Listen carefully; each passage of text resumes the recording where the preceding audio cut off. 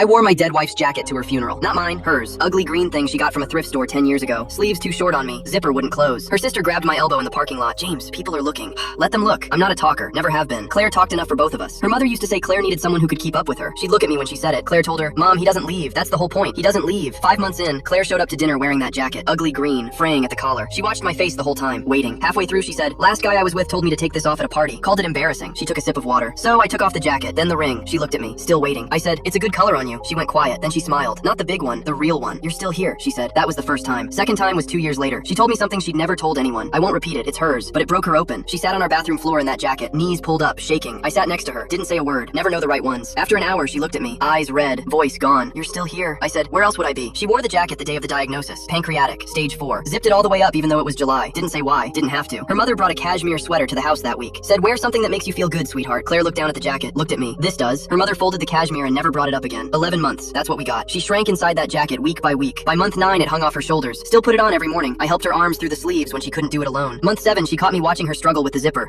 She looked up and snort laughed so hard she started coughing. Stop looking at me like that, she said. I'm not dead yet. I laughed. First time in weeks. Last week of her life. She couldn't sit up. Asked me to drape it over her shoulders. I did. She looked at me. Eyes barely open, but she was smiling. That smile where just one side of her mouth goes up. Same one she gave me across the table the first night I told her the jacket looked good. Same smile. 10 years apart. You're still here. I didn't know it was the last time she'd say it, but something in me did. Claire died on a Thursday morning. She was wearing it. The nurse asked if I wanted to keep her personal items. I said, don't take the jacket off her. She looked at me for a long time. Then she nodded. I got it back 2 days later in a plastic bag with her things. Morning of the funeral. I put it on. Her father gave the eulogy. Talked about Claire's energy, her smile, how she lit up a room. Used that phrase 3 times. Lit up a room. Didn't mention the jacket. Didn't mention me. I stood up after. Didn't plan to. My legs just went. I stood at that microphone and I didn't have a speech. I had the jacket. I looked out at the room and said, she wore this every time she was scared. Every time she needed to know someone would stay. My voice broke. I looked at the ceiling. I'm still here. That's all I said. Sat down. Her mother was crying. Not the angry kind. That night I sat on the edge of our bed holding it. Pressed it to my face. Still smelled like vanilla lotion. Underneath that, just Claire. My hand went into the left pocket. Not on purpose. She always put her hand in that pocket when she wore it. Something inside. Folded so small I almost missed it. Her handwriting. Barely legible. The letters shaking like they cost her everything to make. Left pocket. Closest to your heart. I'm still here too. Wear it when you need me. I'll stay as long as you do. I wear it every year on the day we met. Still doesn't fit. Zipper still won't close. She'd laugh at that. That ridiculous snort laugh where she'd cover her mouth and go red. I heard it 1,000 times. I'd give everything to hear it once more. She'd look at me in this jacket and say, you're still here. I am.